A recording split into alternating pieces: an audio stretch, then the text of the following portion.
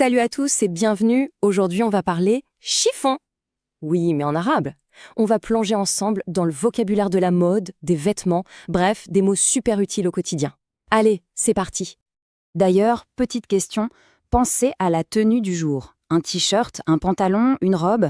Eh bien, cette question toute simple, que portes-tu aujourd'hui? C'est pile par là qu'on commence notre exploration. Alors, l'objectif est simple. À la fin de cette session, on saura nommer nos vêtements et même décrire une tenue complète en arabe. C'est un beau petit défi, non? Allez, on y va. Bon, on attaque avec le plus important, les bases. Les mots-clés, ce qu'il faut absolument connaître pour parler de sa garde-robe. Ok, alors voilà les essentiels. Le mieux, c'est de répéter avec moi, histoire de bien s'habituer au son. On commence avec pantalon, qui se dit bentala. Bentala. Ensuite, pour chemise, on a kames. Kames. Pour robe, c'est fustan. Fustan. Le manteau, c'est meta. Meta. Pour les chaussures, ahdia. Ahdia. Et enfin, une jupe se dit tennura. Tennura. Surtout, n'hésitez pas à mettre sur pause et à réécouter cette partie. La prononciation, c'est vraiment la clé de tout. Parfait, maintenant qu'on a nos briques de vocabulaire, il est temps de construire le mur, c'est-à-dire de faire de vraies phrases pour décrire ce qu'on porte. C'est là que ça devient intéressant. Alors voilà une phrase type, une de celles qui servent tout le temps.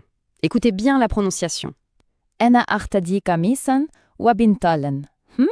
Une petite idée de ce que ça veut dire? Et oui, ça veut tout simplement dire « je porte une chemise et un pantalon ». Le mot super important à retenir ici, c'est « artadi ». Ça veut dire « je porte ». Après ça, il n'y a plus qu'à ajouter les mots qu'on vient d'apprendre. Plutôt simple, non?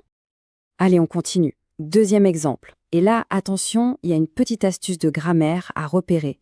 La phrase, c'est « ishtarat tartedi fustanen ahmar ». La traduction, c'est « elle porte une robe rouge ».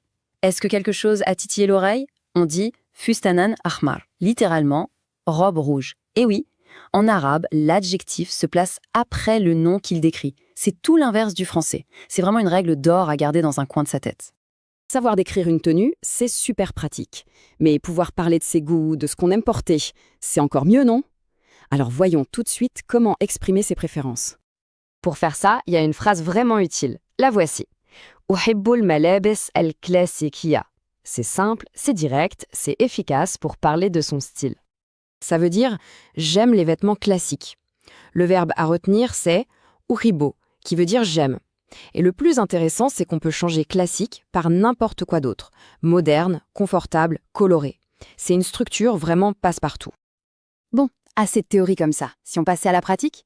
C'est le moment de jouer un peu, juste pour vérifier si tout est bien en place. Zéro stress, hein, c'est juste pour s'amuser et s'entraîner un peu. Ok, première petite devinette. Il faut compléter la phrase suivante. En hiver, je porte un chat car il fait froid. Alors, quel mot de notre liste de tout à l'heure irait le mieux ici? Je laisse quelques secondes pour y penser.